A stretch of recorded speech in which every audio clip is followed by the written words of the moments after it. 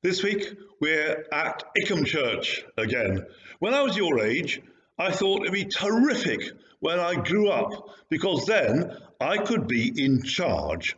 You know, when I was young, obviously my mum and my dad, they were in charge, or at school the teachers were, and they were really good and they were really kind. But nevertheless, I thought it'd be really great if I made the decisions, if I decided what I wanted to do.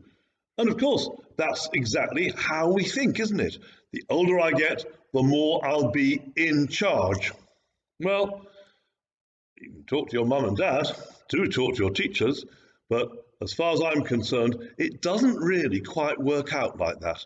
Because actually, there's always other people who are either in charge. For example, if you've got a job, your employer, who runs the firm, who's in charge. And if you run the firm, I expect you speak to anyone who owns a firm, they'll say, well, actually, it's the banker who's in charge, or the people who put up the money for us, or who else, or the government. The government doesn't give me freedom to do what I want. There's all sorts of ways. There's always someone in charge. And nowadays you think, really, I should be in charge. It's my life. Why can't I do anything that I want? Well, in the church's year, we're getting close to the most important moment of the year.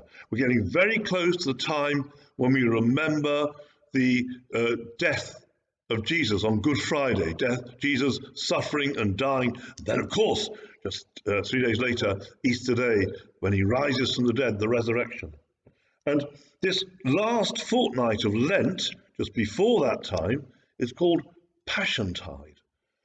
Passiontide's a really important time for me because it reminds me that Jesus himself, the Son of God, he stopped being in charge of his own life. This is the one who could do miracles. He could feed thousands of people from just a few bread loaves and a couple of fish. He could heal people who were very sick. He could even raise the dead. But at the end of his life, he puts himself under other people's control.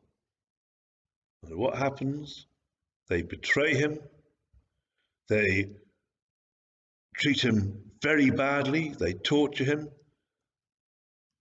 In the end, they kill him. Jesus hands over control. Jesus stops being in charge of his life. Well, what use is that? What kind of God is that? What's the point of having a God like that?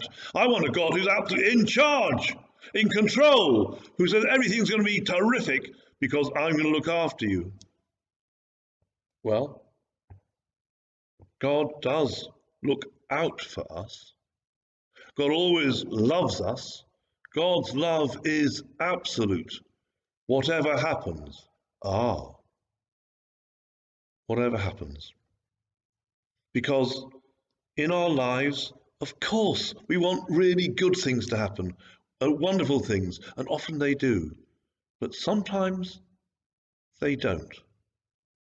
And what's really wonderful for me about the story of Jesus in this Passiontide is I remember that when things happen to me that I don't want to happen, when other people are in charge of my life and mess it up for me, I know that Jesus is next to me because Jesus knew that too.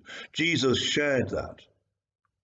Jesus is with me, and the love of God shines through whatever happens. Thanks be to God. Amen.